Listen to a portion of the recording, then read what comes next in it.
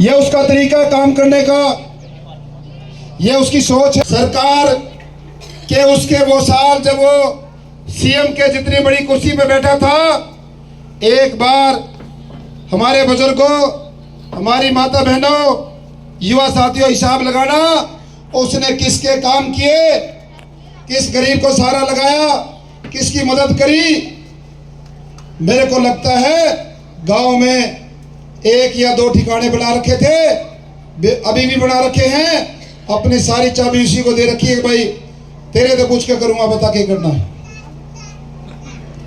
भेदभाव की राजनीति, वोट 36 बिरादरी की, और काम करने की बारी आए तो मात्र एक परिवार, दो परिवार। कोई बात गलत कह रहे हो तो मेरे को रोक दो, बुजुर्गों कह दो भाई ना, हमारे गांव का तो सबका भला किया है। यदि मैं गलत कह रहा हूं भाई, एक दो परिवार की जगह उसने अपना अड्डा बनाया, सही कह रहा हूं कि गलत है? सही कह रहे। दूसरी बात, उसका जैसे मैंने बताया, उसकी क्वालिटी नंबर 1 बताई, क्वालिटी नंबर 2, ये बुजुर्ग बैठे हैं, मेरे सामने भी बैठे हैं, बीएसटी में, अपने कार्यालय में, अपने निवास स्थान पर अपनी उम्र से ज्यादा उम्र के हमारे ताऊ दादा, जिनकी 80 साल उम्र, किसी की 75 साल, किसी की 80 से भी ज्यादा, इन बुजुर्गों से पैर दबवाता था, इनसे पैर दबवाता था। यदि इनको अपने पोते की नौकरी चाहिए हो, कुछ और काम कराना हो, तो ये बुजुर्ग बैठे हैं। यदि झूठ बोल रहा हूं तो मुझे रोक दो भाई, उसने पैर नहीं दबवाए। अपनी उम्र से 20-20 साल के, 30-30 साल के बुजुर्गों से, ज्यादा उम्र वालों से पैर दबवाता था। क्या हमारे समाज में ऐसे संस्कार हैं? मैं इन बुजुर्गों से पैर मैं दबवाऊं कि मेरे को इनके पैर दबाने? ये उसका गुण नंबर 2 था। तीसरा, ये हमारे दलित भाई बैठे हैं, वाल्मीकि समाज से हैं, कई चेहरे मैंने देखे। 15 साल में आपने उसको वोट डाली, क्या आप लोगों का कोई काम किया? किसी का काम नहीं किया, बल्कि हमारे दलित भाइयों के घर का तो पानी भी नहीं पिया। इसलिए उस आदमी का असली चेहरा पहचानना है, अपने और पराये का फर्क समझना है। आने वाले चुनाव में यदि फिर उसको मौका देना है, या कि अपने ही बेटे को खड़ा करना है, जो आप जैसे एक छोटे से किसान परिवार से निकल के आया है, आपके गुआंढ का बेटा है, यहां से मात्र 5 मिनट का रास्ता जिसका घर का हो, या फिर उसका चुनना है जिसके लिए आपको 100 किलोमीटर जाना पड़ेगा। इन माता बहनों को तो शायद नहीं पता, मैंने यहाँ पर बाबा जिंदे के सारे मकान बना लिया, अपना घर खेत में। डोला डोला जाओगे जब भी 5 मिनट लगेगी, और मोटरसाइकिल पे बैठ के जाओगी तो माता बहनों 2-3 मिनट में पहुंच जाओगे। आपका बेटा, आपका भाई आपके बीच में रहेगा। एक वो नेता है, वो कहाँ रहता है? आपका भाई, आपका बेटा, ये समझ लो नदी पर माजरे में ही मकान बना लिया, कोई फर्क नहीं है। दूसरी बात, वो आएगा वोट मांगने, उसने इस चुनाव में वोट मांगने के नए नए हथकंडे लेके आया। हमारे दादा, ताऊ, चाचा, ये माता बहनें, भाई सारे खड़े, और ये बात गौर करने की है, ध्यान से समझने की है, सुनने की है। वो आएगा, ऐसे ही मंच सजेगा,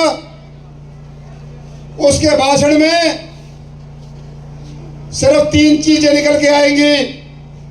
ना अपने लिए वोट मांगेगा, ना ये कहेगा मेरे को एमएलए बना दो, वो सिर्फ कहेगा कि भाई चौधरी साहब अपनी चौधरी वापिस ले आओ, अपना मुख्यमंत्री बनाओ, मेरा नेता यो, मेरा नेता यो। बार बार उसी नेता का नाम लेगा, आपको गुमराह करेगा, आपको बेवकूफ बनाएगा, कहेगा चौधर के नाम पर अपनी चौधर ले आओ और भाई मेरे को वोट डाल दो। चौधर की कुर्सी का सपना दिखाकर आप लोगों को बेवकूफ बनाकर नू ना कहा कि भाई मेरी दोबारा दुकान जमा दो, नू कहेगा नहीं चौधर ले आओ। अपनी वोट मांग ली तो मेरी हमारा ताऊ पूछ लेगा भाई जुड़ से नेता ने तू नू कहा मेरा नेता है। वो 5 साल पहले जब याड़ा एमपी का इलेक्शन लड़ना था तने अपने नेता की को भी खोदी थी, तने हरवाया था कि नहीं हरवाया था? हरवाया था। ना हरवाया तो नाट दो, मैं इस बात ने कहना छोड़ दूं। उसने जिसको चिल्ला चिल्ला के कहता ना मेरा नेता, जिसका नाम लेता है उसी नेता की को भी खोदी थी 5 साल पहले। और ये बुजुर्गों सियासी खेल है, राजनीति का खेल है। आप सबने कहा अरे भाई इसको मत लड़ाओ, इसको टिकट मत दो, ये तो उसी नेता को हरा रहा जिसके नेता ने जिसको इसको खड़ा किया, जिसने इसको यहां लाकर जिंदा किया, जिसकी कोई राजनीति में जिसका कोई आधार नहीं था वो लेके आया और उसकी जब बारी आई उसी को हरवा दिया। तो ये राजनीति का कोई खेल है, कोई जाल है। इस जाल को ऊपर वाले तो शायद नहीं तोड़ पाए, वो नेता जो बैठे हैं वो जाने उनकी पार्टी है क्या चक्कर है, लेकिन ये जाल 1 तारीख ने तुम तोड़ सको, जो बीमारी अपने आप निकल जाएगी फिर चली जाएगी। कोई ना कोई बीमारी है, कोई तो बीमारी है, कोई मन ने रवा दे और मैं उसकी टिकट दूं, समझ में बात नहीं आती ना। यदि कोई मेरे को हरा दे, भाई मैं किसी पार्टी का लीडर हूं और भाई कोई मैंने देख लिया भाई इसे आदमी ने मेरे को हरवाया और मैं फिर अपने हाथ से उसको टिकट देता हूं, भाई कमे ना कमे तो राज तो है। इसलिए ये जो सियासत का खेल है, ये जो राजनीति का खेल है, इसमें नेता फंस सकते हैं लेकिन आप नहीं फंसे हुए हो। इसलिए पिछली बार उसको शायद 10-11 हजार का सगन डाल के भेजा था।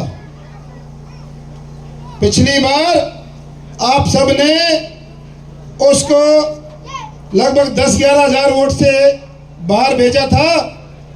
गलती हो गई थी, वहां पानीपत टोल पे छोड़ा है, उड़क करनाल छोड़ गाना था।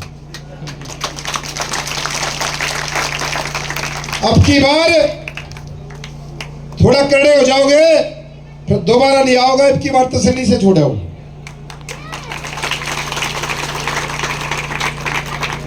उसका जो चक्रव्यूह है वो जो दिमाग घुमाने का काम करता है, हमारे बुजुर्गों को, इन नौजवान साथियों को भाषण में चौधर का लालच दिखाता है, नकली चेहरा दिखाता है कि मेरा नेता यो है, जिस नेता को हरवाया।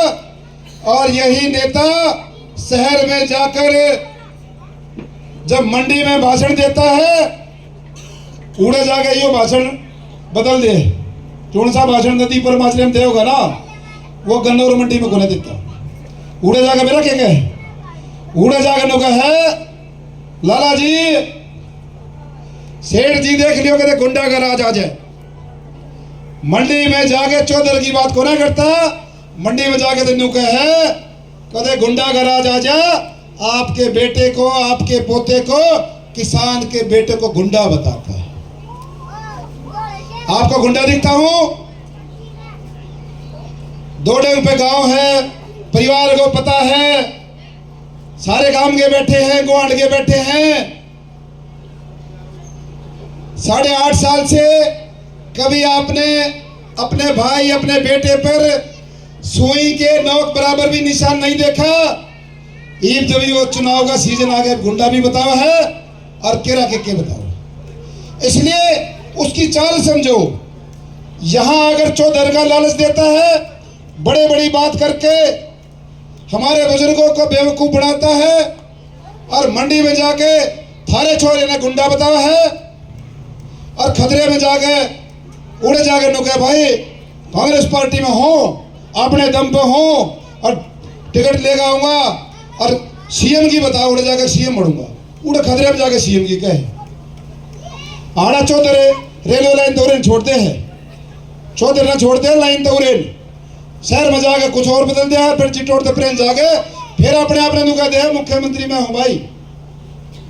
इसलिए उसके ये जो रंग है, ये जो चेहरे हैं, उनको समझना है और इस बात का फैसला लेना है कि इस चुनाव में क्या आपके घर से निकला हुआ, वहां से निकला हुआ बेटा, एक छोटे किसान का बेटा जिसने निस्वार्थ बिना चुनाव लड़े आप लोगों की सेवा करने का काम किया, चाहे इन बच्चों को शिक्षा के मामले में हर साल जो युवा सम्मान समारोह करते हैं, इन बच्चों में 12वीं क्लास 10वीं क्लास के बच्चों को, ताकि इनकी शिक्षा का सत्र बढ़ सके, स्कूटी लैपटॉप, और चाहे स्वास्थ्य सेवाएं हों, चाहे हर गांव में बस क्यू सेंटर बना रखे हैं, ये जो बस अड्डे बनाए हुए, इन बुजुर्गों के लिए बैठने के स्टूल बनवाए।